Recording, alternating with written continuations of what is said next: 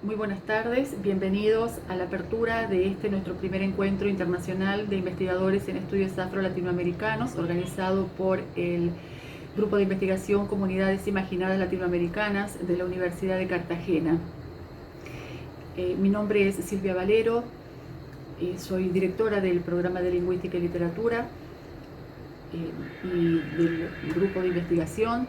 Hemos organizado este evento con los colegas Muriel Vanegas Beltrán, profesora de Historia y adscripta al Instituto de Estudios del Caribe de la Universidad de Cartagena, y los profesores Kevin Cedeño Guillén y Emilio Santos García, profesores del Programa de Lingüística y Literatura. En primera instancia, queremos agradecer infinitamente a todos los participantes por la constancia, por el interés que mantuvieron a lo largo de todo este tiempo, porque fue un tiempo de mucha espera, de incertidumbre. Nosotros largamos la primera convocatoria un poco antes de mediados del año 2019, con la idea de hacer este encuentro en mayo del 2020 en la Universidad de Cartagena. Bueno, no voy a abundar en lo que ya todos sabemos que nos pasó por encima, pero bueno, con la inocencia de pensar que todo se iba a solucionar pronto, fuimos posponiéndolo para julio, luego para septiembre, buscando siempre la presencialidad. Pero bueno, no se pudo, y ahora estamos aquí y muy felices de poder llevar a cabo esto virtualmente, porque también tiene su beneficio, que es llegar a mucha más gente.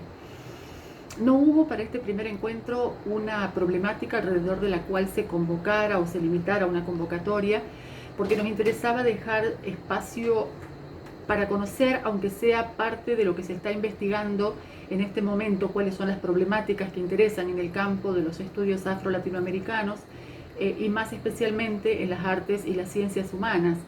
El abanico, como habrán visto quienes están al tanto y han estado mirando un poco el programa que está en nuestra página de Facebook, Encuentro Internacional de Investigadores en Estudios Afro-Latinoamericanos, así se llama.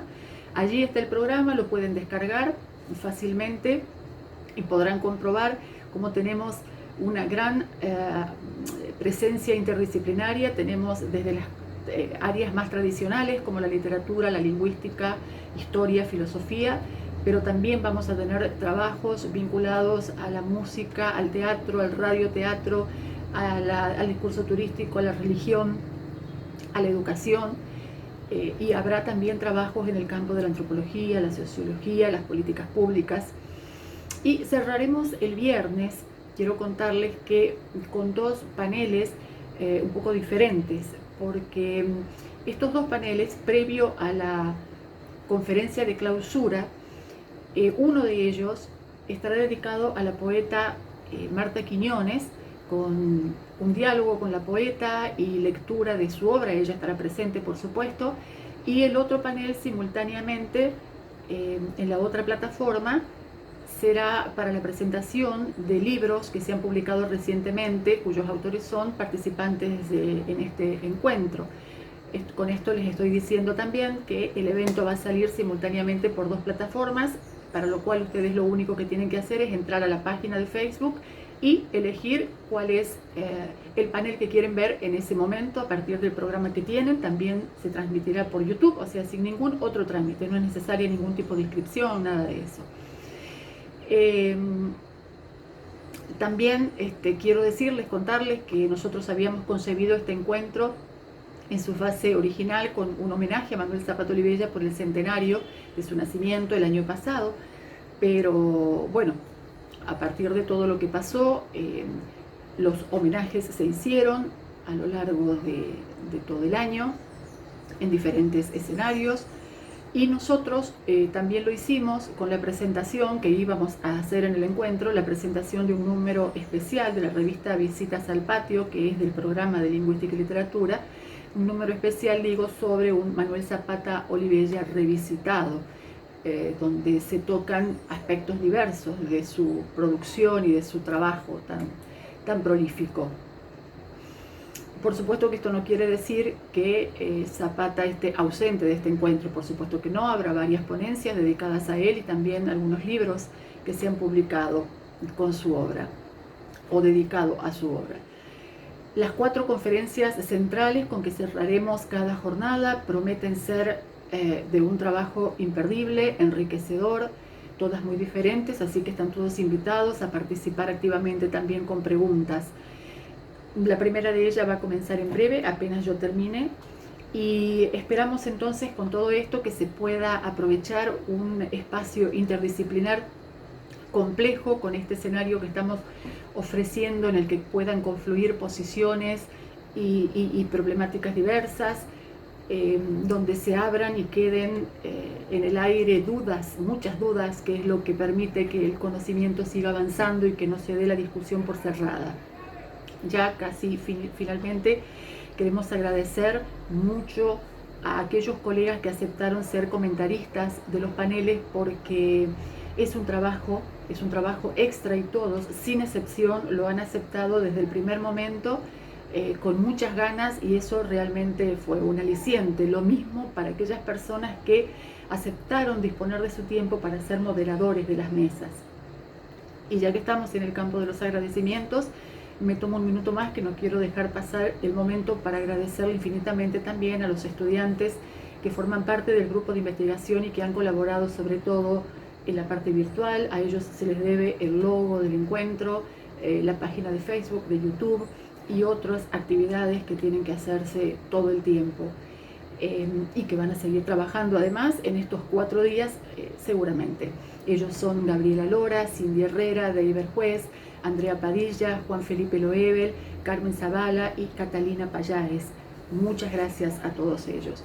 Deseamos que entonces sean unas jornadas, unos días de aprendizaje, de enriquecimiento mutuo, de conexiones, de una instancia fructífera. Y finalmente, antes de darle paso entonces a la conferencista, quiero solamente hacer una pausa para decir que ni por un minuto nos olvidamos de lo que está pasando en Colombia, que apoyamos la legítima resistencia social al mismo tiempo que condenamos la violencia institucional que parece no tener límites, y es en este sentido entonces que abogamos por un trabajo urgente en el ámbito de los derechos humanos, además de, por supuesto, las necesarias modificaciones en las estructuras sociales para lograr una mayor igualdad y la paz definitivamente en Colombia. Bueno, entonces ya finalizado, le dejo el paso a la colega Muriel Vanegas, que va a hacer la presentación de la próxima conferencia, y una vez más, muchísimas gracias. Muy buenas tardes para todos. Les saluda Muriel Vanegas, profesora de la Universidad de Cartagena, adscrita al Instituto Internacional de Estudios del Caribe y al programa de Historia. Es un honor para mí moderar la conferencia inaugural de este primer encuentro internacional de investigadores en estudios afro-latinoamericanos. En esta oportunidad contamos con Mara Viveros y el comentario a su conferencia lo va a realizar Fernando Urrea. Voy a explicar un poco la dinámica, cómo va a llevarse a cabo esta jornada.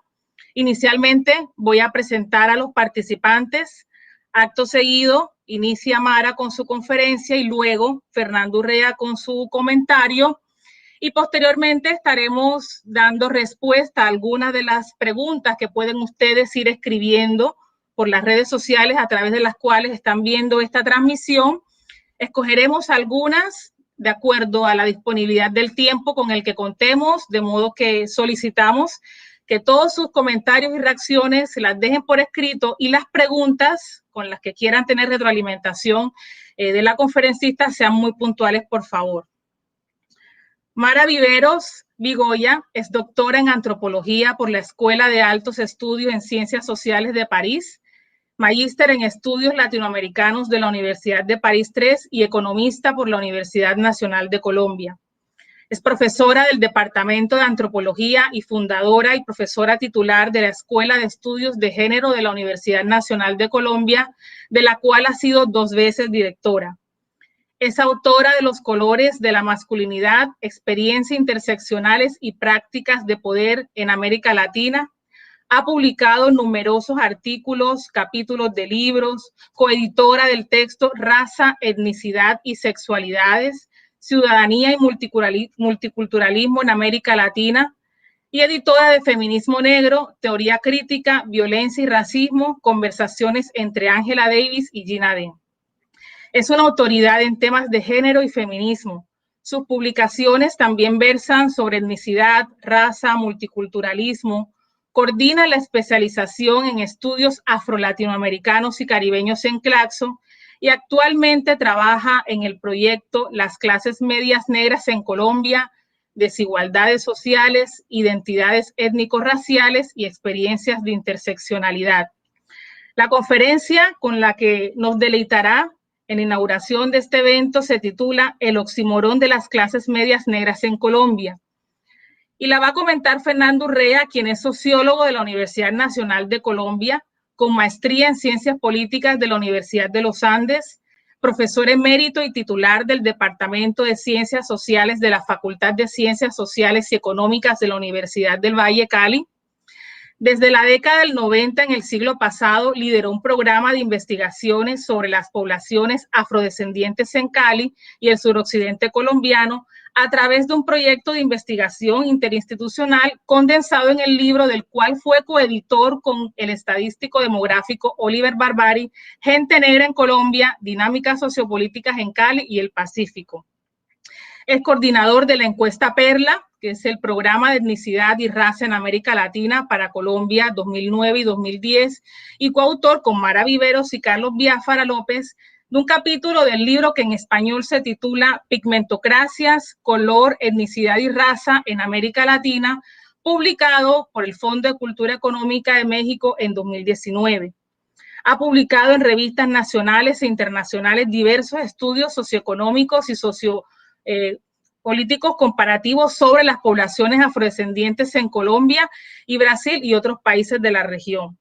Con Mara Viveros y Peter Wade ha participado en algunos proyectos de investigación conjuntos y especialmente explorando las temáticas de identidades y subjetividades negras, sexualidades y géneros desde una perspectiva de interseccionalidad, con varias publicaciones en coautoría con otros investigadores. Y forma parte del grupo de investigación de la Universidad del Valle, estudios étnicos raciales y del trabajo en sus diversos componentes sociales desde el año 2006. De modo que estamos ante 2 académicos muy destacados y tienen ustedes la palabra. Iniciamos, doctora Mara, para aprender de ustedes en oportunidad. Muchas gracias. Muchísimas gracias, Muriel, por esa cálida presentación. También, por supuesto, quiero agradecer a la profesora Silvia Valero por la organización cuidadosa de este primer encuentro nacional de investigadores en estudios afro-latinoamericanos. También quiero agradecer a mi colega y amigo, el profesor Fernando Urrea, por haber aceptado ser mi comentarista. Y estoy muy contenta de estar acá, precisamente porque estos encuentros también nos permiten hacer comunidad y es una forma de resistir a todos esos procesos de individualización que también producen, por una parte, las políticas represivas del Estado y el confinamiento aunados. Entonces, voy a compartir una presentación con la que ustedes me van a ayudar alrededor del tema, el oxímoron de las clases medias en Colombia. Durante el periodo del paro nacional que vive Colombia, si podemos cambiar, desde el pasado 28 de abril, se habló numerosas veces de cómo eran las clases medias las más afectadas por la reforma tributaria que se pensaba poner en marcha y de la disminución del tamaño de las clases medias en Colombia, cuya realidad actual estaba amenazada tanto por el desempleo como por la pandemia. Al mismo tiempo, quienes han intentado explicar qué ocasionó el estallido social en Cali han recordado que se trata de una historia de vieja data, en la que el racismo, la lucha de clases y las promesas incumplidas son una constante. Pero ¿qué papel han jugado las clases medias negras caleñas en este estallido? Sin tener una respuesta clara, podría compartir que los artículos periodísticos apuntan a decir que gran parte de las clases medias y populares en Cali, e inferimos que una buena porción de estas clases está compuesta por personas afrodescendientes, resisten, entre demostraciones pacíficas y otras convocados por ciudadanos opuestos a las manifestaciones y los bloqueos, como la Marcha del Silencio del 25 de mayo, en la que también se presentaron actos de intolerancia con la Comisión de Derechos Humanos de la Alcaldía. Este es el telón de fondo que está presente en nuestros espíritus al momento y en el que se va a proyectar el recuento que hoy voy a compartirles hoy a propósito de las clases medias negras. ¿Podemos cambiar de diapositiva, por favor? Vamos a cambiar de diapositiva.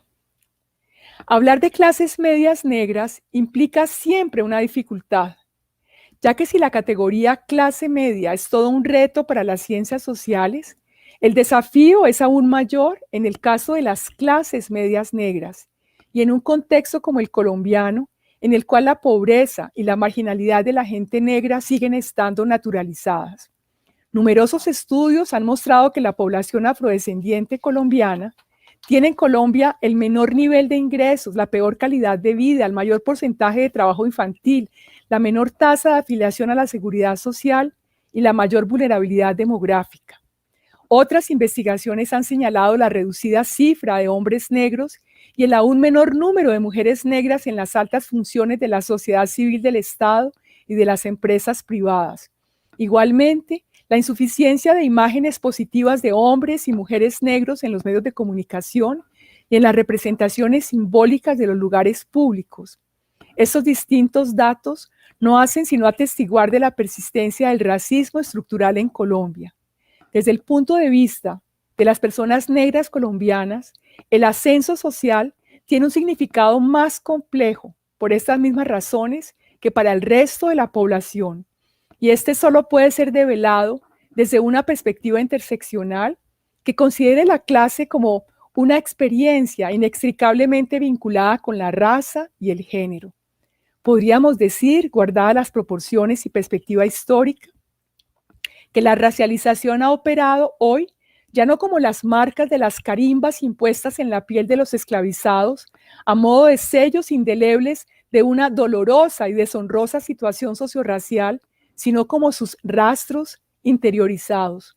Son esas huellas de las que se quieren borrar y de las que se quiere escapar con el ascenso social, eludiendo, resistiendo y luchando contra la inferioridad social a la que estaría destinada la gente negra en la sociedad colombiana. En este contexto, ¿qué sentido tendría emprender estudios sobre las pocas personas negras que no han estado expuestas a esas experiencias o las han superado? Haber sorteado estas dificultades hace de este grupo de personas una clase social. ¿Qué elementos me permiten nombrarlas como una clase media negra? ¿Se congregan sus miembros como clase o se identifican utilizando referentes que no tienen que ver con la clase y más con la etnicidad y la raza, la cultura regional, el género? ¿Ha sido siempre del mismo modo para hombres y mujeres, para distintas generaciones, en distintos momentos históricos y culturas regionales de Colombia? ¿El ascenso social permite escapar a la racialización? ¿Se puede seguir siendo negro, negra, sin ser pobre? ¿Qué efectos tiene la geografía racializada que caracteriza a nuestro país en estas percepciones? ¿Han jugado estas personas algún papel como colectivo en las luchas contra las desigualdades sociales y el racismo? Estas fueron algunas de las preguntas que acompañaron un programa de investigación sobre clases medias negras en Colombia, iniciado hace varios años con un equipo de colegas en la Universidad Nacional de Colombia, en el que también participó el profesor Fernando Urrea y su equipo de investigación en la Universidad del Valle. La principal herramienta utilizada fue la reconstitución de 18 historias familiares, que incluyeron 54 relatos biográficos de hombres y mujeres que se reconocen como negros o afrocolombianos de sectores medios y que son miembros de 3 generaciones de cada una de estas familias originarias de la región del Pacífico y el Caribe, pero que residen o residieron en Bogotá en algún momento de su trayectoria migratoria. En esa intervención voy a examinar desde una perspectiva interseccional los procesos de movilidad social ascendente de las poblaciones negras de Colombia en el pasaje de la ideología del mestizaje al multiculturalismo de Estado y el alcance y las limitaciones de esos dos regímenes raciales para eliminar las desigualdades sociales que afectan a las y los afrocolombianos. Mi propósito va a ser examinar nexos entre trayectorias individuales de ascenso social y procesos históricos sociales ligados a su inserción en las clases medias bogotanas fundamentalmente. El proceso de movilidad social ascendente de una pequeña capa de la población afrodescendiente al que haré referencia se inicia en la segunda mitad de la década de 1930, momento en el que el país se vio obligado a buscar nuevas vías de modernización económica e industrial y adoptó un discurso celebratorio sobre el mestizaje racial como esencia de la colombianidad. Podría decirse de manera optimista que durante un periodo de la historia colombiana del siglo XX, la progresiva inserción de la población negra en la sociedad mayor colombiana a través del acceso a la educación superior pudo ser considerado un indicador de relativo éxito de los efectos benéficos de un republicanismo afincado en una ideología del mestizaje, de modo tal que podía afirmarse que en Colombia el racismo no constituía un problema como en los Estados Unidos. Este era el lenguaje de las élites en el poder, convencidas de que si a fin de cuentas todos éramos mestizos, no podíamos ser sino sociedades democráticas en términos raciales. Pocas voces señalaron que, contrariamente a esta retórica igualitarista, el racismo era un fenómeno arraigado en la sociedad colombiana. El carácter ideológico del mestizaje hacía suponer que el racismo era algo que sucedía en otros lugares, como los Estados Unidos, la Alemania nazi o la Sudáfrica del apartheid, o en nuestra región, pero en periodos históricos anteriores coloniales. Esta ideología del mestizaje tuvo gran influencia hasta finales del siglo XX, cuando se reconoció constitucionalmente en la mayoría de los países de la región su carácter multicultural y pluriétnico. Desde entonces, la ideología del mestizaje se ha complementado con la ideología multiculturalista y ambas conviven en Colombia con claras jerarquías raciales y formas de racismo. Ha sido esta convivencia lo que explica que, aunque a veces se reconoce la existencia del racismo, no sea tan difícil verlo y aceptar su presencia entre nosotros. Al mismo tiempo, el modelo económico vigente desde entonces entró en crisis en los años 80, cuando Colombia se apropió de un proyecto político y económico que ha mezclado desde entonces políticas multiculturales y reformas neoliberales. El resultado ha sido al mismo tiempo un mayor reconocimiento de las diferencias étnicas, pero un alto grado de precarización del mercado laboral. Todos estos cambios han incidido en lo que podríamos llamar la configuración de las clases medias negras en la Colombia contemporánea. Propongo a continuación una periodización de los relatos recogidos en el marco de estas investigaciones en función del momento en que las y los entrevistados vivieron su etapa juvenil, cuyo inicio definimos a los 20 años y que en algunos casos correspondió al momento en que emigraron a una gran ciudad para continuar sus estudios o acceder a una mejor posición laboral. Los temas y las reflexiones presentes en cada periodo que voy a describir no desaparecen necesariamente en el siguiente, ya que muchos de ellos surgen como resultado de eventos anteriores y se prolongan en el tiempo. Vamos a cambiar de diapositiva. Para entrar en la siguiente diapositiva, en el periodo de 1930-1950. Agradezco entonces el cambio de la diapositiva, por favor. No sé si fue que se quedó congelada. Sí, bueno. Estamos en el periodo de 1930 y 50. Hablábamos de un homenaje al maestro Manuel Zapata Olivella. Aquí tenemos dos grandes intelectuales. Están sentados sobre un sofá, Manuel Zapata Olivella y Arnoldo Palacios. Aunque el periodo 1930-1950 vio surgir las primeras generaciones, predominantemente masculinas, de profesionales negros, beneficiarios del interés que las administraciones liberales pusieron en los proyectos educativos, este momento también fue el de la aprobación de las leyes que permitieron el ingreso de las mujeres a las universidades de Colombia. Las pocas familias que lograron acumular capital económico en este periodo migraron hacia las cabeceras urbanas o las grandes ciudades como Bogotá, Medellín y Cali, buscando el acceso a la educación para sus hijos, que encontraron en las profesiones liberales y el magisterio las principales vías de movilidad social. El establecimiento a partir de la segunda mitad de los años 30 de las escuelas normales para formación de maestros abrió a los jóvenes que no tenían la oportunidad de salir de su región la posibilidad de adquirir una formación profesional que les permitió participar desde su condición de maestros en procesos de liderazgo regional. En el marco de esas transformaciones, un grupo de estudiantes universitarios nortecaucanos y del Caribe, del que hizo parte Manuel Zapata Olivella, fundó en 1943 en Bogotá el primer movimiento negro de la historia del país. Según el historiador Pietro Pisano, la celebración del Día del Negro y la constitución del Club Negro de Colombia por parte de estos jóvenes universitarios pueden considerarse como los primeros intentos de asumir lo negro como identidad racial y dar a esta palabra un significado político que hasta entonces le había sido negado. En relación con la configuración de las clases medias, vale la pena destacar que este club negro se enfocó en la búsqueda de una mayor participación de la gente negra en la sociedad colombiana a través de la exaltación de los valores negros que habían actuado en ella y la eliminación del, abro comillas, sentimiento de inferioridad, cierro comillas, que caracterizaría a este grupo. Sin embargo, no hubo ninguna referencia a la discriminación o a la desigualdad racial. Esos intelectuales negros adoptaron una dinámica discursiva de idealización del mestizaje y afirmaron que el racismo no era un problema colombiano, mientras denunciaban, en el marco de un activismo político regional y nacional, el abandono, la marginación y la miseria de la gente negra. En efecto, el tema del racismo no apareció explícitamente en sus intentos organizativos de la gente negra, ni tampoco en la actividad parlamentaria que algunos desarrollaron.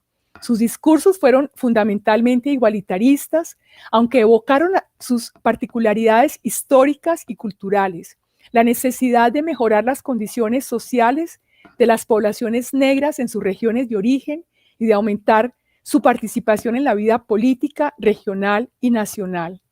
Cambiemos de diapositiva para hablar del caso de las mujeres negras, de la existencia de una normal para señoritas. Cambiamos de diapositiva, por favor, que representó la ocasión de formarse y de obtener reconocimiento social en su entorno. El número de mujeres que estudió para ser maestras fue tan alto que de hecho se generó un superávit de maestras. La infraestructura en escuelas y colegios no lo pudo absorber y muchas se vieron obligadas a emigrar a ciudades del interior en búsqueda de oportunidades de trabajo en el magisterio, la única fuente laboral para mujeres, a la vez numerosa, legítima y prestigiosa en ese entonces. La irrupción del magisterio en el espacio social regional y nacional implicó el surgimiento de una nueva categoría social para las personas afrodescendientes.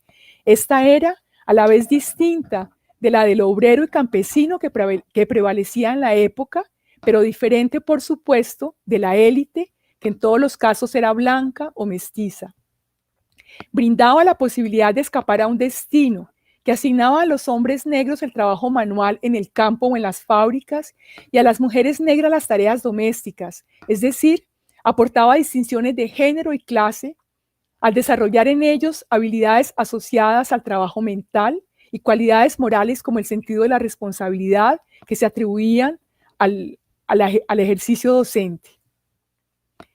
Esta profesión permitió que la primera generación de maestras negras formadas en las escuelas normales viviera en mejores condiciones que la mayoría de sus congéneres, que empezara a autoidentificarse como un grupo intermedio en el espacio social y anhelara un modo de vida distinto, muchas veces al de su medio social de origen. Estas maestras aprovecharon los resquicios que ofrecieron algunas políticas estatales para hacer avanzar en sus comunidades de origen, brindándoles herramientas que les permitieran mejorar sus posibilidades en el mundo laboral y hacer de sus miembros ciudadanos de bien. Al mismo tiempo, apuntalaron en sus familias proyectos de ascenso social, inculcando en sus hijos disciplina e interés por el estudio como palanca de esta movilidad.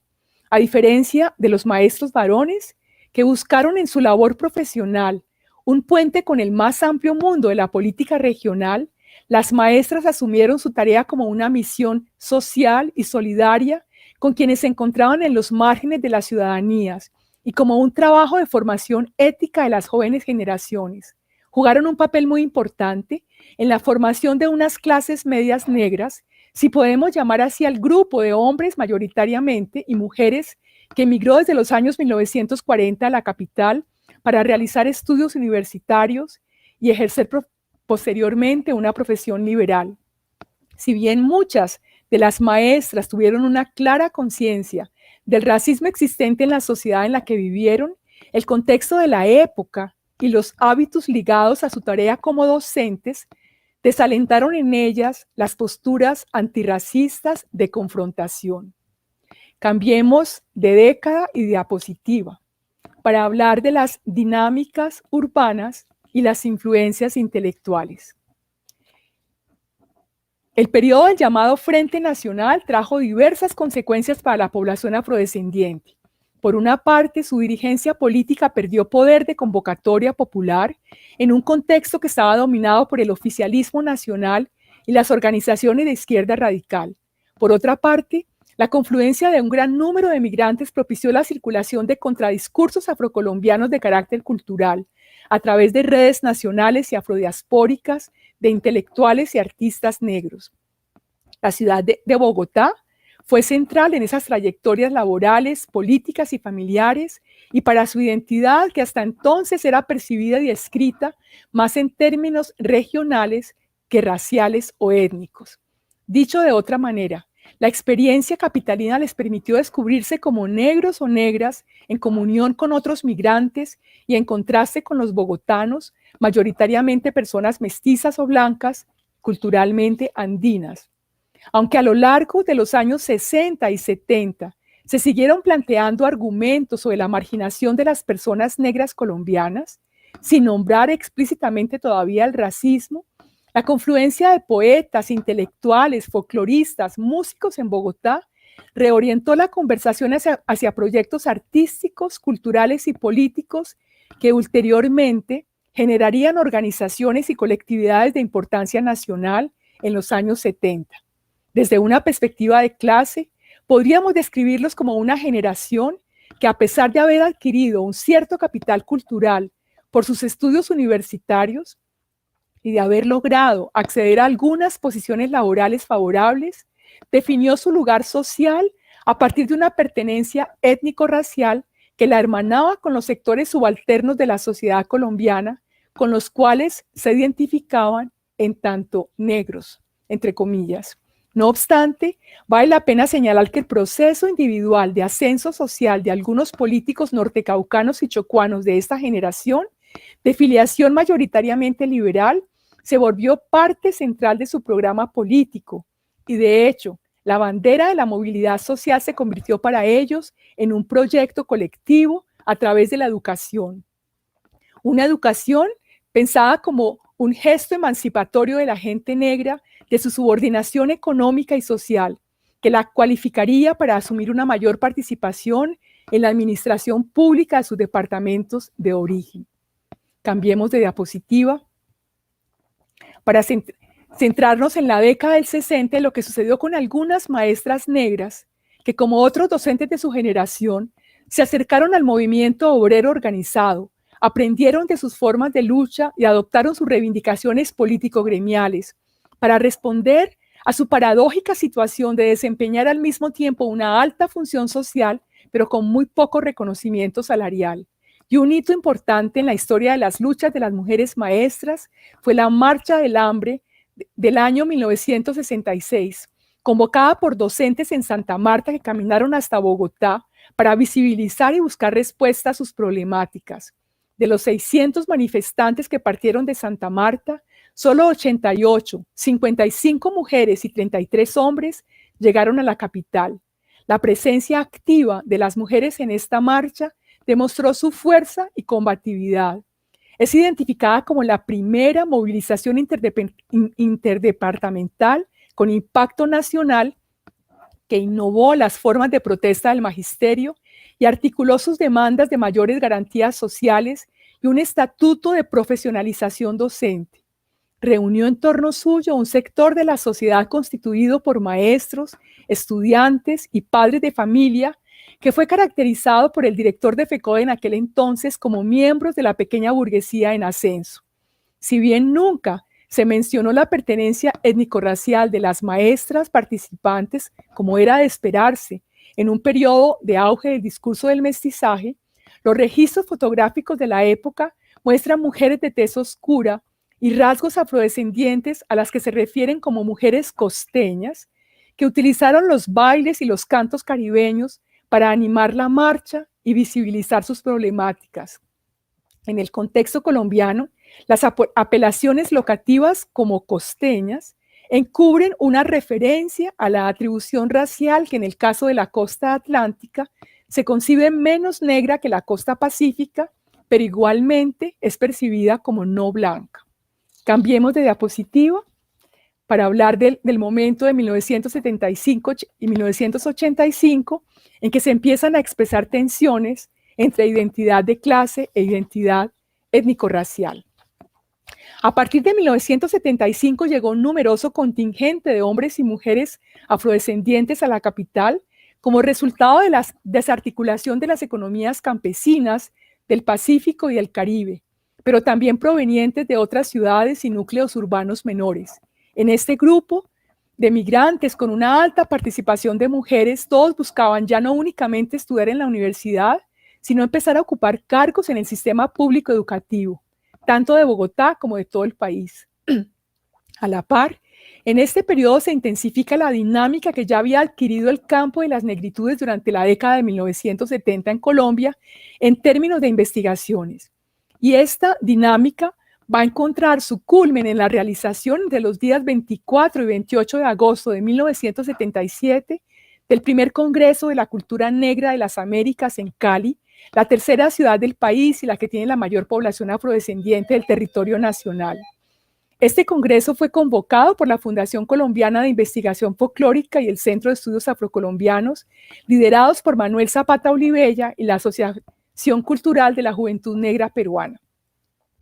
Las articulaciones de clase y raza fueron un tema relevante en este primer Congreso de Cultura Negra de las Américas y continuaron teniendo importancia en los congresos subsiguientes, en los cuales se señaló la importancia de vincular las cuestiones étnico-raciales con las desigualdades económicas y sociales, sin olvidar sus especificidades.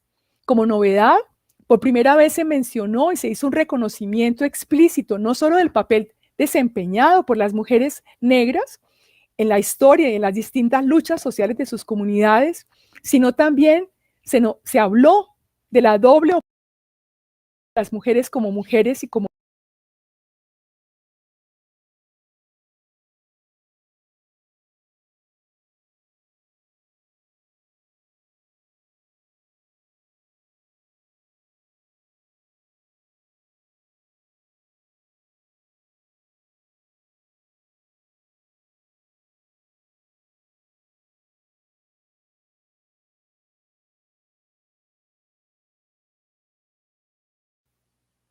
creo que se congeló la imagen. O sea, por el lado de mi internet, ¿está bien mi internet? Lo siento. Bueno, estaba hablando de cómo entró en crisis este modelo en vigor de desarrollo impulsado desde los Estados Unidos, que lo que buscaba era consolidar una sociedad de clase media y una visión de la democracia que permitiera trascender esa peligrosa lucha de clases. Estoy citando documentos de la época que hablaban de la caduca politización de la sociedad. Esto abrió el espacio para nuevas racionalidades económicas y políticas que desde finales de los años 70 contribuyeron a redefinir las ideas y prácticas colectivas de algunas fracciones de las clases medias. Bueno, aquí no me aparece mala mis señales, pero bueno, vamos a ver. Espero que me estén viendo bien.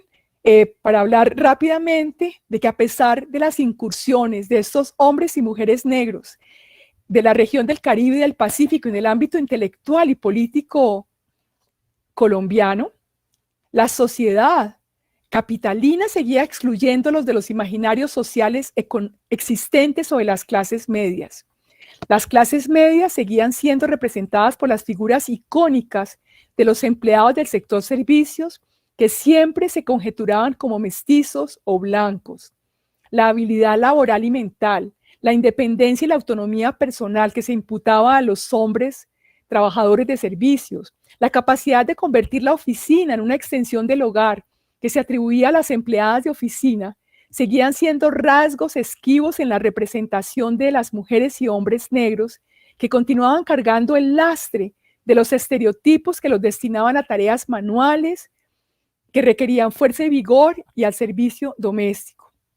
Mientras tanto, dentro del grupo de profesionales afrocolombianos que empezaban a nombrarse como parte de las clases medias urbanas, algunos sectores se radicalizaron en su diferencia y empezaron a asumir desde mediados de los años 80 nuevos comportamientos relacionados con la etnización de su identidad.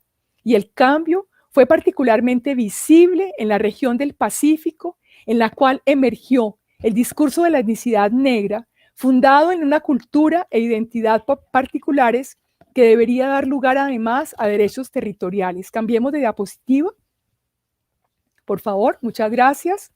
Para hablar de la década de 1985-2000, aperturas y cierres del multiculturalismo neoliberal. El camino para el reconocimiento del carácter pluriétnico y multicultural de la nación colombiana mediante la aprobación de una nueva constitución ya estaba allanado, y el proceso de etnización de las comunidades negras prosiguió a lo largo de la década de los años 90, consolidándose y convirtiéndose en la articulación dominante que estableció los criterios constitutivos del campo político del movimiento negro y de las políticas de Estado.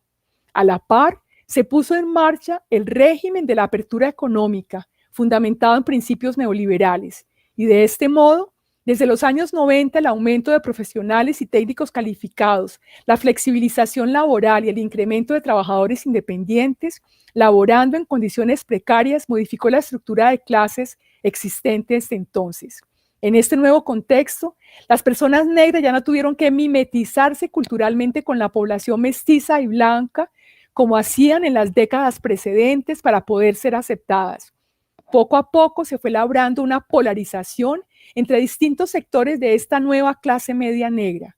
Una parte se federó en torno a una nueva etnización de la identidad que les permitió reivindicar sus diferencias culturales sin que éstas significaran una minorización social.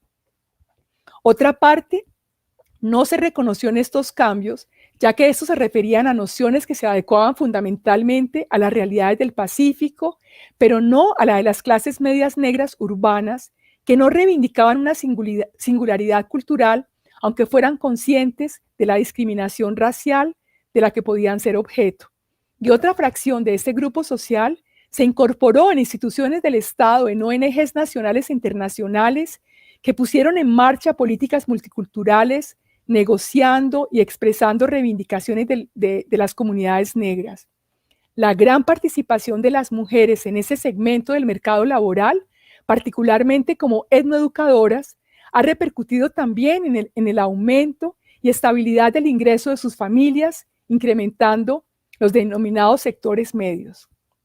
No obstante, pese a estos nuevos espacios de actuación social e itinerarios profesionales exitosos, las situaciones de pobreza y marginalidad que vive la gran mayoría de la población afrodescendiente y la segmentación generalizada del mercado de trabajo que perjudica a las mujeres no se redujeron.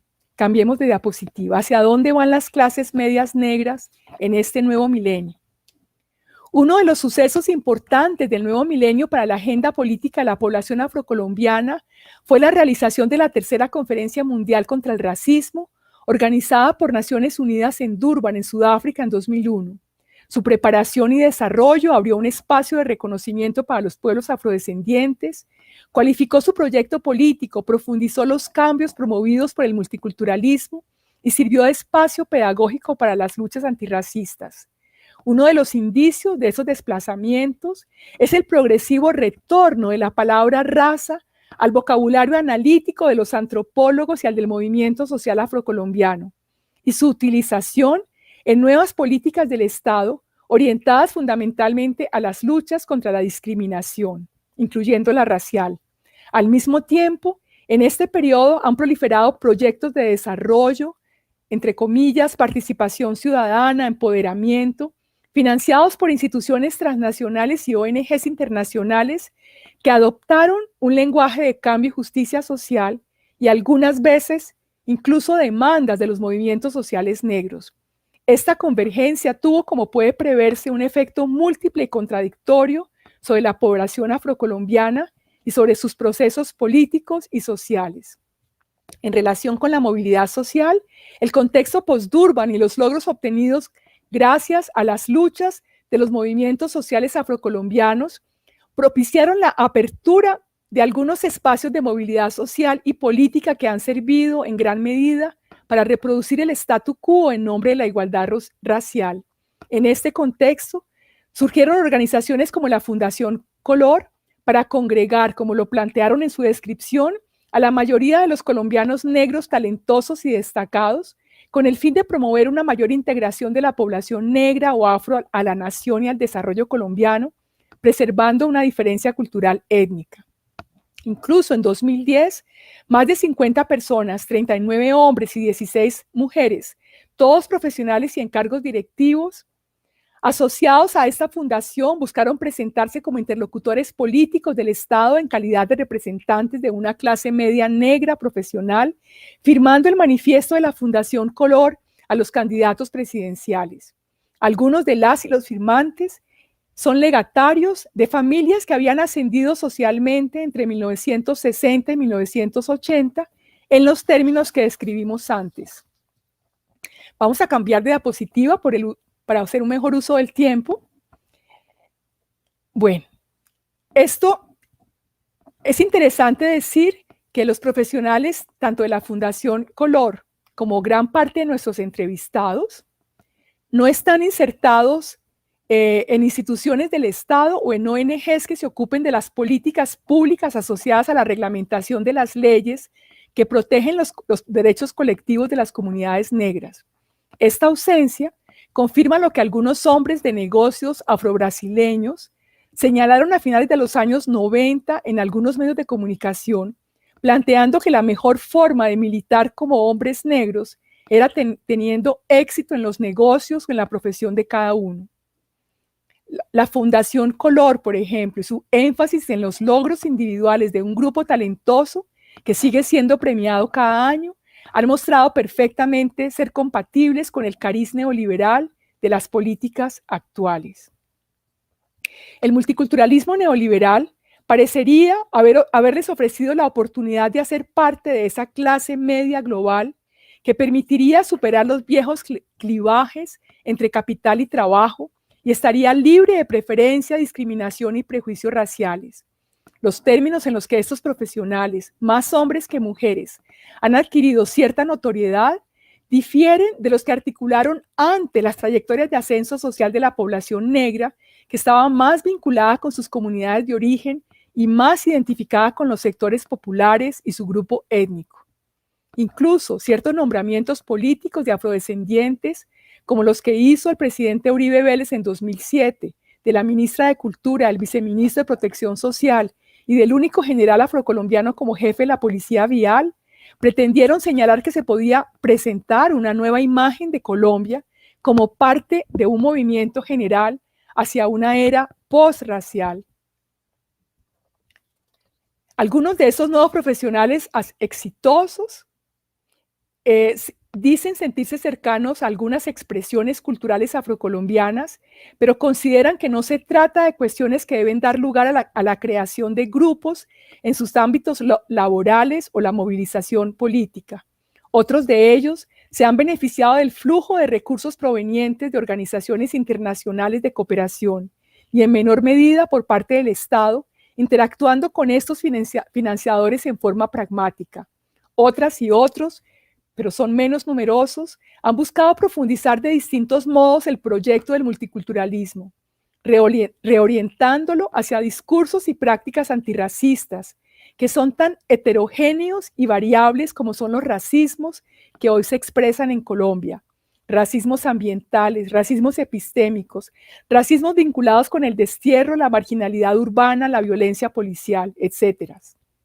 En relación con la identidad étnico-racial de quienes hoy se autonombran de clase media, encontramos que ésta se define en muchos casos con base en propiedades que operan en un sistema de diferencias que es plural, y en otros se refiere a la ancestría y buscan apropiarse de esa diferencia culturalizada fundamentalmente a través de comida y música.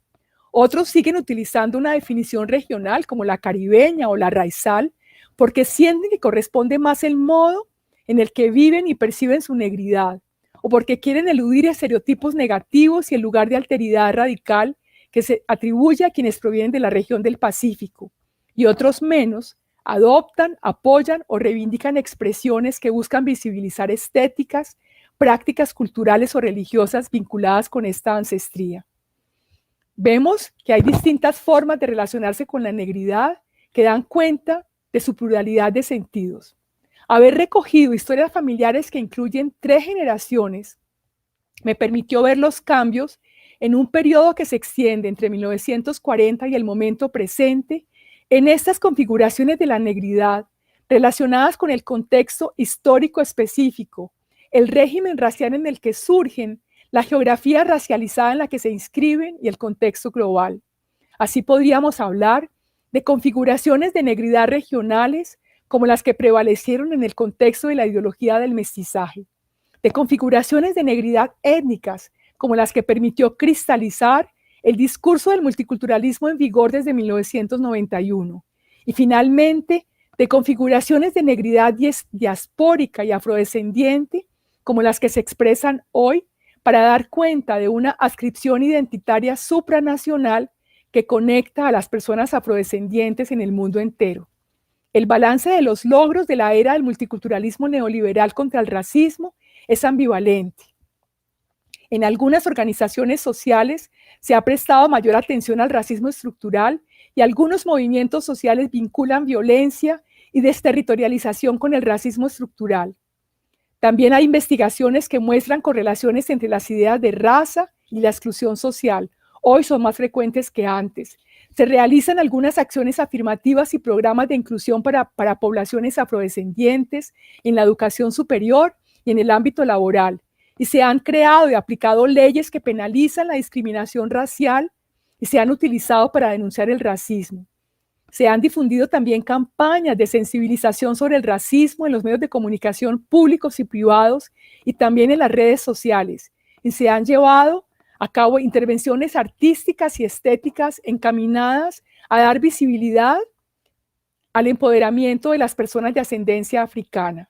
Diversas organizaciones negras también han movilizado el empoderamiento asociado a la belleza, la visibilidad racial y la positividad corporal. Y si bien la conciencia del racismo está más extendida en las poblaciones negras, esto no ha dado lugar a la aparición de un activismo antirracista generalizado entre ellas. Las facciones de la clase media negra que están más cercanas al poder o con mayores ingresos económicos han desalentado las posiciones antirracistas disruptivas. El acceso a la educación superior sigue siendo limitado para la gente negra, afectando sus posibilidades de movilidad social y contribuyendo a ampliar la brecha que la separa del resto de la población colombiana. En los casos de ascenso social, sigue siendo un proceso individualizado que no ha tenido un impacto redistributivo. Se han acrecentado las distancias entre este sector relativamente privilegiado y la mayoría de la población afrocolombiana expulsada de sus territorios a las ciudades por razones de violencia política y económica. Todos estos contrastes y contradicciones dan cuenta de las múltiples ambigüedades que tiene el discurso del multiculturalismo, con sus aperturas y sus clausuras en un contexto neoliberal. En este sentido, quisiera afirmar para finalizar que ni el republicanismo universalista, con su ideología del mestizaje, ni el multiculturalismo neoliberal, con su retórica valoración de la diversidad, han logrado borrar las marcas que dejaron las carimbas en la población negra colombiana como huella persistente de esa zona del no ser. Y estoy citando a Frantz Fanon, por supuesto, que ha sido tan difícil de franquear. Cambiemos de diapositiva. Muchas gracias. Aquí pueden ver las fuentes también de las imágenes que utilicé. Muchas provienen del estudio que hicieron conjuntamente Mercedes Angola y Magemati Uagbu, que se llama Llegamos a Bogotá, y que se ubica en las décadas del 40, 50 y 60, y ya voy a terminar para poder dar curso a lo que sigue, al comentario de Fernando Urrea en particular. Muchísimas gracias. Dejo de compartir entonces la pantalla. Muchísimas gracias, Mara. Escuchamos el oxímoron de las clases medias negras en Colombia. Tiene la palabra Fernando para sus comentarios a esta conferencia. Muchas gracias, Muriel. Bueno, yo voy a estar leyendo en otra pantalla un texto. Es un texto de unos 10-15 minutos. Comentarios al texto el oxímoron de las clases medias negras en Colombia, de la colega Mara Viveros Vigoya.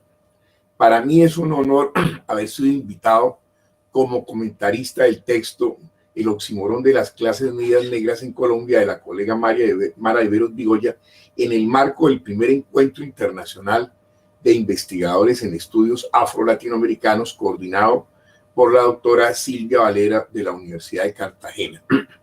Y agradezco a la Universidad de Cartagena esta invitación y en particular a la colega Silvia Valero.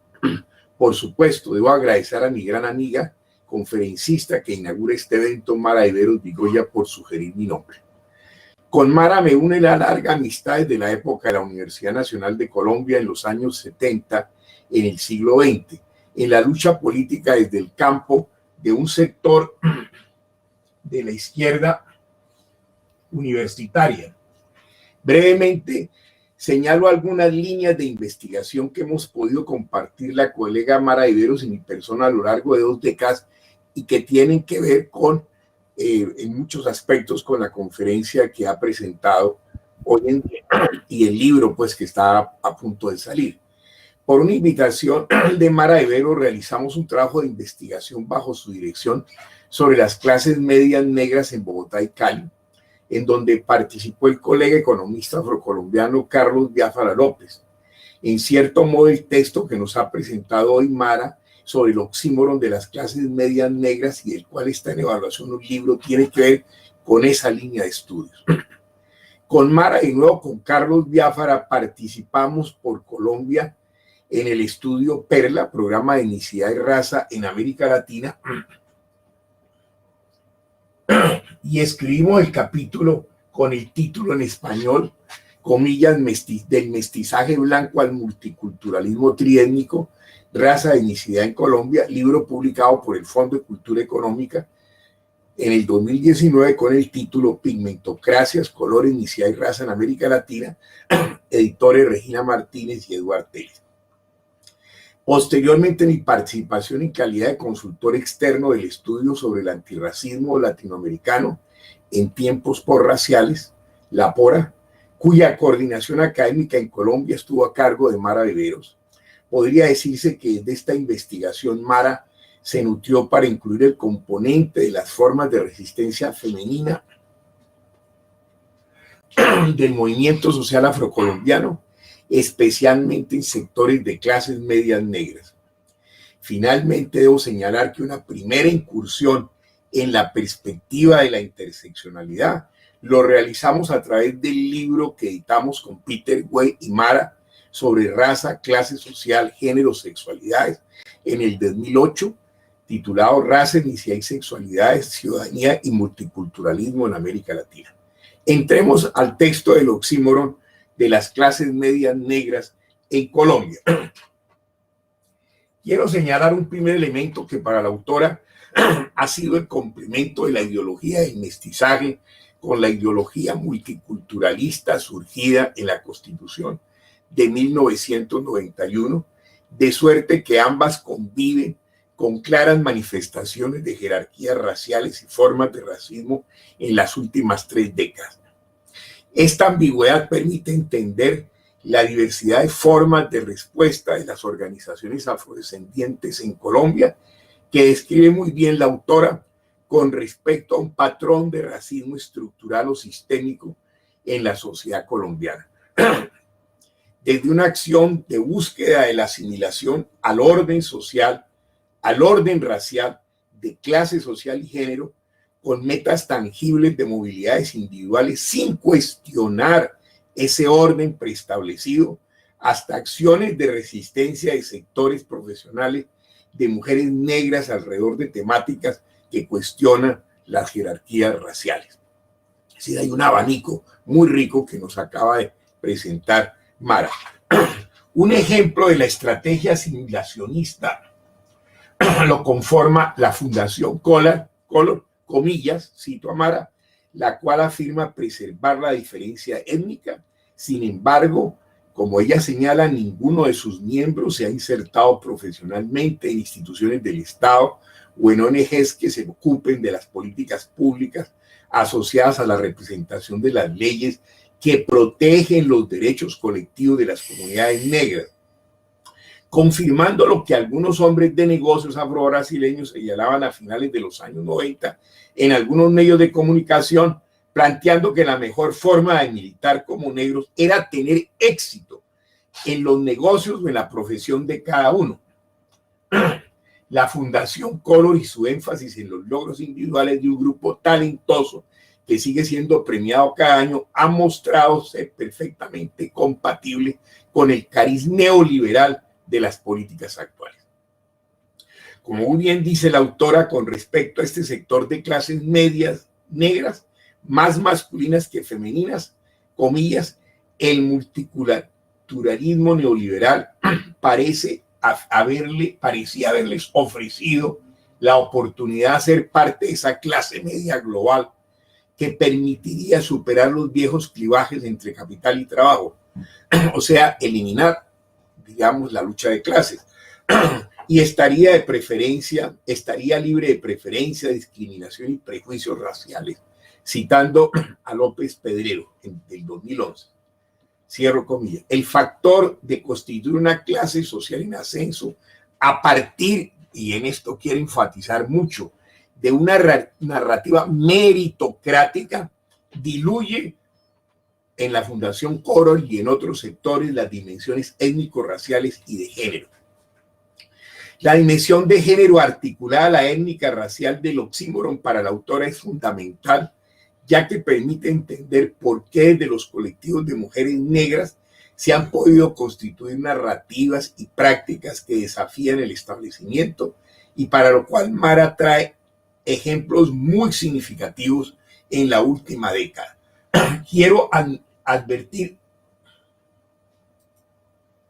un segundo factor histórico en la revisión que hace Mara de las luchas del movimiento social afrocolombiano entre las décadas del 40 y 70 en el siglo pasado.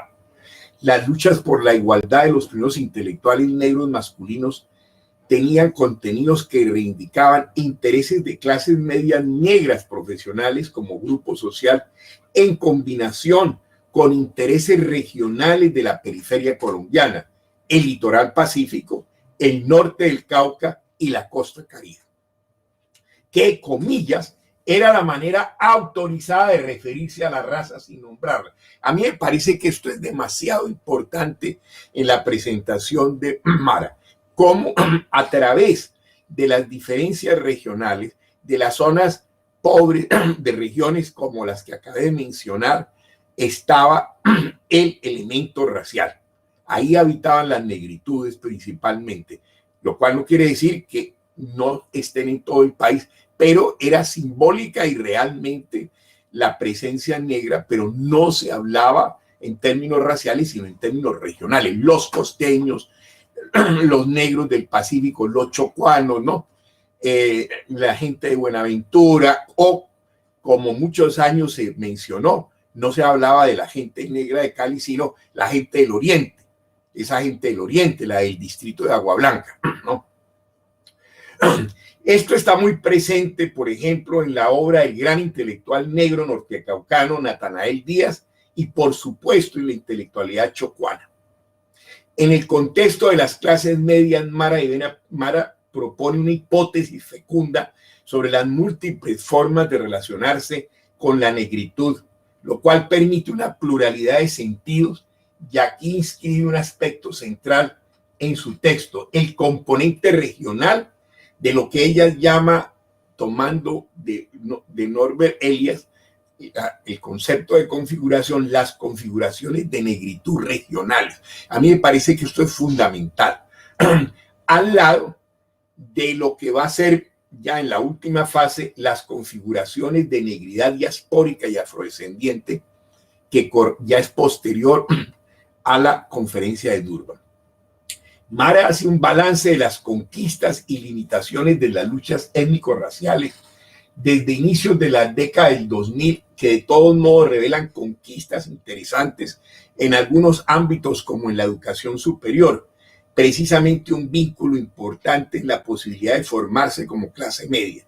No obstante, para el conjunto de la población afrodescendiente colombiana de clases populares, estas limitadas conquistas no han representado cambios significativos en las condiciones de vida, como se puede observar en el caso de la gente negra del oriente de Cali, en el puerto de Buenaventura o en los barrios populares de Cartagena.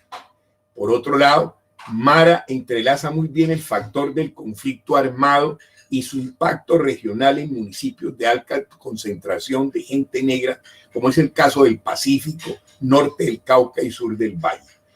Un aspecto central del componente de género que resalta Mara es el papel de las mujeres negras educadoras frente a los hombres negros también educadores, y fue su capacidad, la de estas mujeres, de impulsar una narrativa a favor de avances colectivos en sus comunidades de origen y no simplemente aprovechar una movilidad individualista. Mara de ejemplos no memorables, pero que no habían sido reseñados por los historiadores con la importancia que tienen, como la marcha del magisterio desde Santa Marta a Bogotá en 1966. De nuevo, aquí el factor regional era el vehículo racial por excelencia. Llegaron las costeñas. Mara logra darle sentido a una serie de acciones políticas lideradas por mujeres negras docentes o de otras actividades profesionales. Su compromiso con la problemática etnoeducativa y el desarrollo de la Cátedra de Estudios Afrocolombianos, el surgimiento de organizaciones en modelo de red como ha sido Amofrocol, Asociación de Mujeres Afrocolombianas, los eventos denominados Tejiendo Esperanzas, relacionados con los peinados, la cosmética y la moda. Podemos añadir la participación activa en la modalidad estéticas y moda afro en el Festival del Pacífico Petronio Álvarez, con una rica participación de mujeres negras profesionales, emprendedoras de una nueva clase media negra antirracista.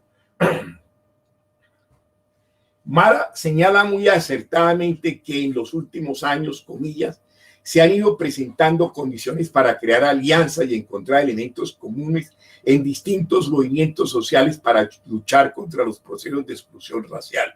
Y en algunos movimientos sociales negros, las jóvenes generaciones han adoptado en sus discursos las consideraciones de género y sexualidad, las aportaciones de los feminismos negros y las peticiones de la gente negra LGBTIQ+. Se empieza a reconocer la renovación que ha traído esta participación a los movimientos negros, formulando demandas que han modificado. Me parece relevante el análisis comparativo entre las clases medias negras en Colombia y en Brasil y las principales diferencias.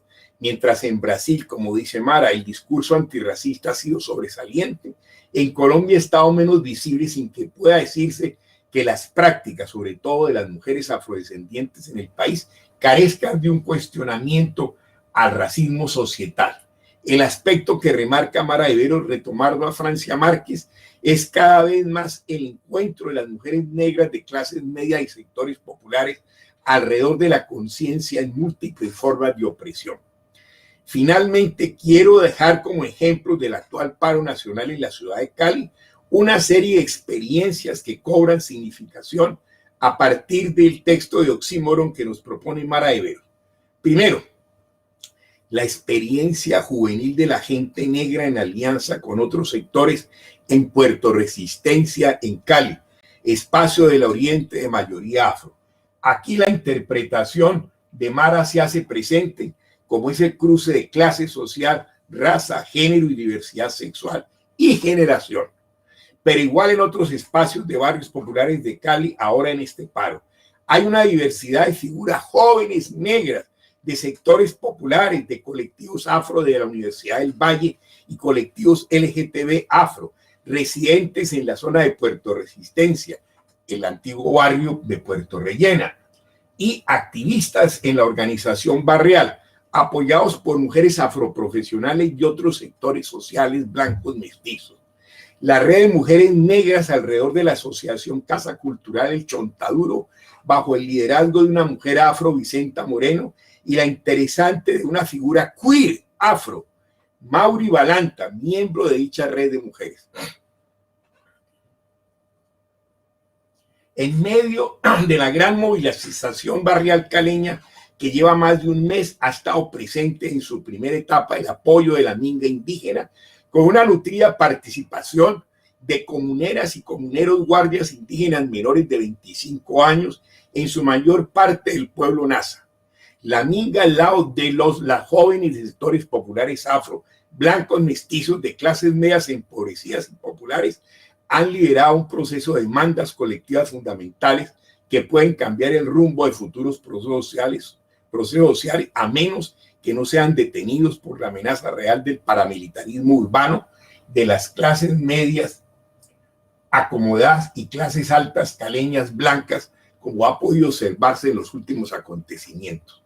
Finalmente, no quiero dejar de destacar el fenómeno de la Fundación Santa María, con un sector de mujeres trans afro muy destacadas de clases populares que forman parte del nuevo paisaje de las luchas sociales de clase, raza y género en una ciudad como Cali.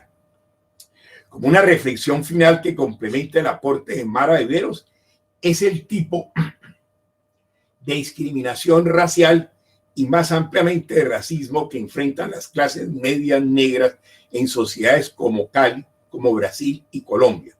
A diferencia del patrón anglosajón, en donde la segmentación racial atraviesa todas las clases sociales, para América Latina en ciudades como Cali, Cartagena, Medellín, Bogotá, Barranquilla y el conjunto de las ciudades brasileras, de acuerdo a los estudios de Barbarí, Urrea, Giraldo, Baloyes, Quirós para Cali, Cartagena, Medellín, Barranquilla y Bogotá, Villamizar, Teles y Francia para Brasil. A pesar de tener mejores condiciones de vida con respecto a las clases populares, esas diferentes capas de clases medias negras enfrentan una segregación espacial residencial en medio de sus congéneres socioeconómicos blancos mestizos. Ellas son percibidas como extranjeras o residentes poco aceptados. Muchas gracias. Muchas gracias, Fernando. Igualmente a todos los que nos han acompañado conectados, nos han saludado, les han enviado felicitaciones, tanto a Mara como a Fernando también, que ha sido una excelente conferencia, un excelente espacio. De diversos países nos han escrito saludos, comentarios. Si hay preguntas, reacciones o reflexiones a partir de las intervenciones de la conferencia de Mara, este es el espacio para dejarlas en las redes, para transmitirla, al tiempo que agradecemos su participación y les vamos invitando a continuar mañana la jornada a las 9 de la mañana. Estoy atenta a los chats de las redes por si hay preguntas, pero todos son agradecimientos y felicitaciones, Mara, tu intervención. No sé si quieras consumir unos últimos minutos en alguna reflexión que se te haya quedado en el tintero, o damos por cerrada el espacio si no hay preguntas o intervención adicional de tu parte. Tendríamos un par de minutos. Bueno, Muriel, yo quería señalar que me pareció muy útil justamente como este anclaje que permitió la reflexión del profesor Fernando Urrea a la situación que estamos viviendo actualmente en Colombia. Me parece que la perspectiva histórica también es importante para entender que esto que vemos acá como un estallido social, que solamente tendría que ver con una situación coyuntural, tiene una profundidad histórica que es un poco la que pude describir desde los años 30 y anterior, por supuesto. Podríamos hablar también de la colonialidad del poder y otras cosas, pero digamos, es interesante también cómo hubo un momento en que las repúblicas liberales ofrecieron, digamos, como posibilidades de democracia racial y un poco la serie de promesas incumplidas tanto por las repúblicas liberales de ese entonces como de lo que siguió. Y me parece que lo que señala, es decir, la diversificación también de lo que ha sido lo que llamamos hoy la población afrodescendiente es bien importante en términos regionales, generacionales, de género y sexualidad. Bueno, creo que también eso hace que dejemos de imaginar lo negro como digamos, una identidad cristalizada y fija. Bueno, y están ustedes muy bien situados en Cartagena para saber cómo durante muchísimo tiempo también las formas en que se pensó lo afro y lo negro en Cartagena era muy distinto a la forma en que se concebía en el Pacífico. Entonces, me parece que desde esta última articulación de esta negridad afrodescendiente podemos entablar alianzas que pueden ser muy fructíferas pues para lo que sigue y para seguir resistiendo en este momento tan importante de la historia nacional. Creo que no nos damos cuenta de la dimensión, pero bueno, se ha hablado incluso como del tercer Bogotazo. Bueno, nos han manifestado bastantes preguntas en estos momentos. Podríamos empezar con esta por parte de Eduardo Restrepo. ¿Cómo se enriquecería tu elaboración si te paras en Quibdó o Buenaventura en vez de Bogotá o Cali? Eduardo, el itinerario de mis entrevistados pasa por Quibdó y Buenaventura, aunque pase por Cali, por Bogotá o por Cali. Pero también me parecía importante hablar de esta población, efectivamente, que ha pasado, para la cual Bogotá ocupó un lugar importante en sus trayectorias. Y sigue ocupando, de todas maneras, como referente, pero comprendo muy bien el comentario, lo acojo. Bien, podríamos leer un par de preguntas como para que recojas dos y en una sola reflexión se puedan integrar en la medida en que tengan alguna afinidad, pero las que puedo visualizar, por ejemplo, por parte de Francisco Javier Flores Bolívar, pese a las alusiones a Zapata y a la marcha del Magisterio de Santa Marta, es claro que la periodización ofrecida por la profesora Mara está pensada más en función de la costa pacífica. Me pregunto, entonces, ¿qué tanto puede cambiar esa periodicidad? Pero hasta ahí puedo leer, no sé si pueden, por favor, ayudarme a ampliar la segunda parte de esa pregunta.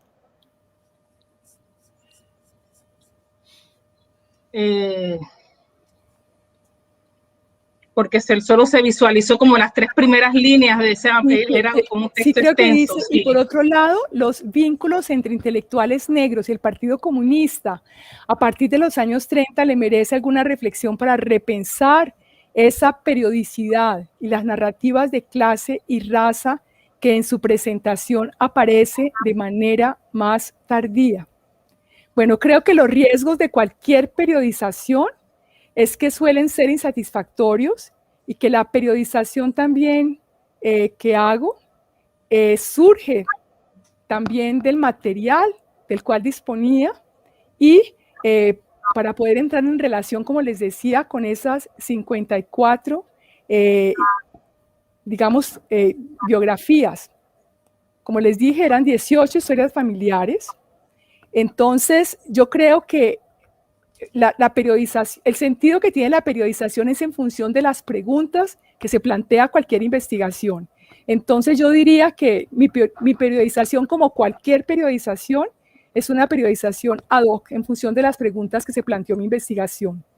Pero me parece, o sea, igual que en el caso de Eduardo, acojo esas reflexiones para enriquecer la investigación. Bien, muchísimas gracias. Yo creo que para ir cerrando, porque han surgido muchísimas inquietudes muy interesantes todos, al igual que los comentarios. ¿Qué opinión le merece la reelaboración de mestizaje en Rebelión de los Genes? Pregunta Carlos Zapata.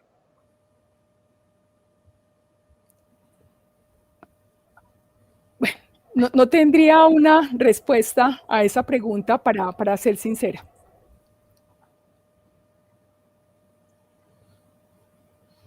Bueno. Yo diría que lo de la mirada de Zapata Olivella es la trinicidad, ¿no es cierto?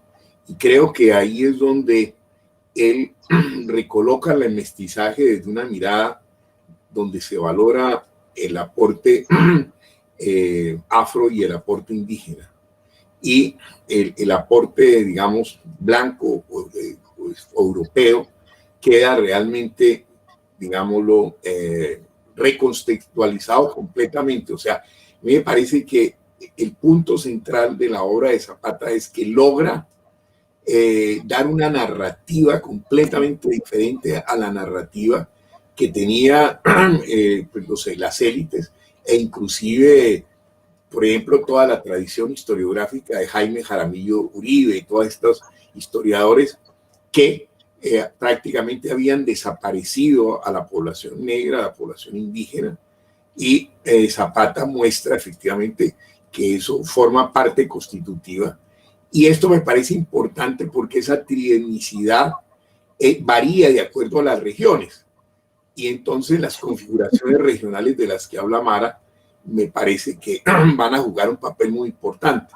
Entonces, una periodización que, digamos, se haga desde la costa caribe, pues obviamente va a mostrar otros elementos que van a enriquecer cómo son estas configuraciones regionales en relación al caso del Pacífico, porque es que el Pacífico también es muy complejo.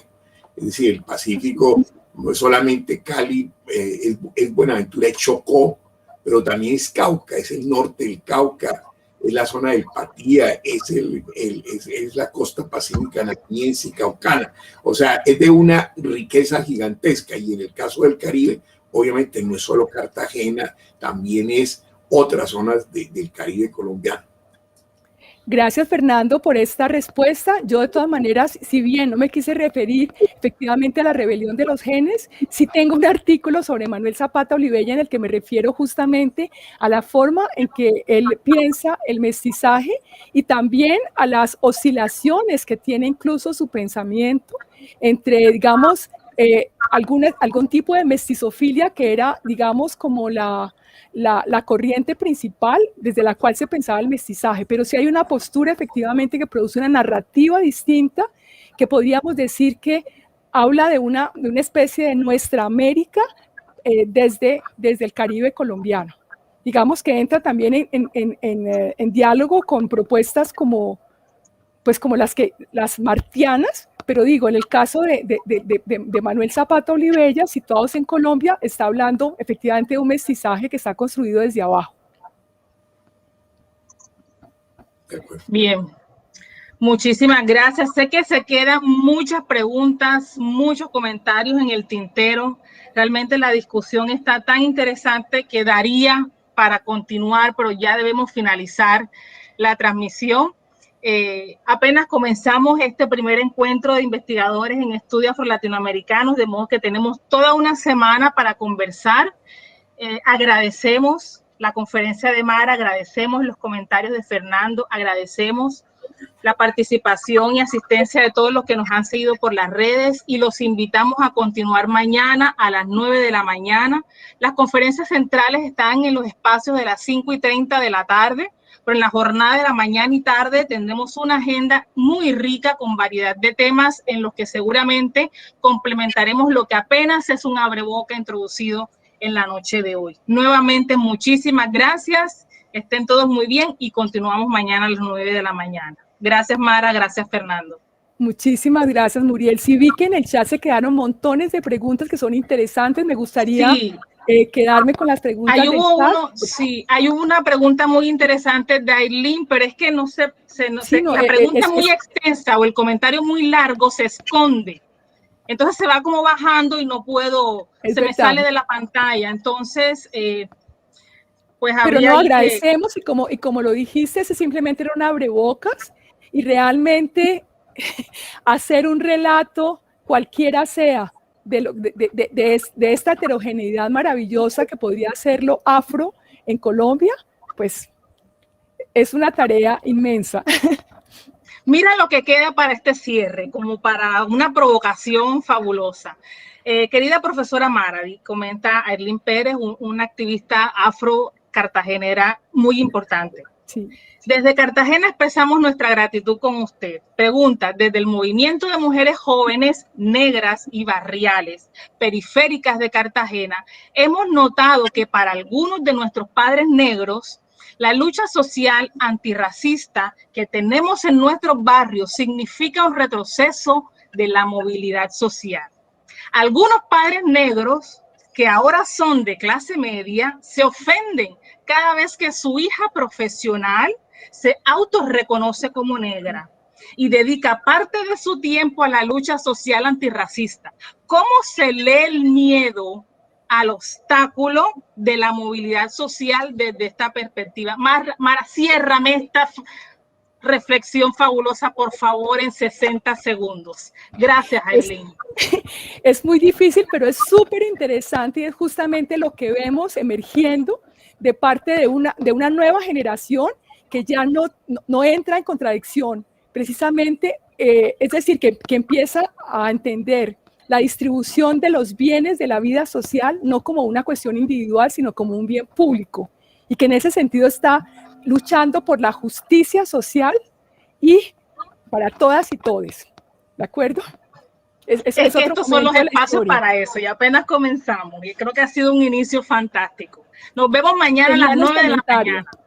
Sí, y la seguimos. Plataforma B, conferencia a las 5:30. Nuevamente, muchas gracias. Aquí cerramos porque la seguimos. Que estén todos muy bien. Chao, chao. Felicitaciones. Muchas gracias.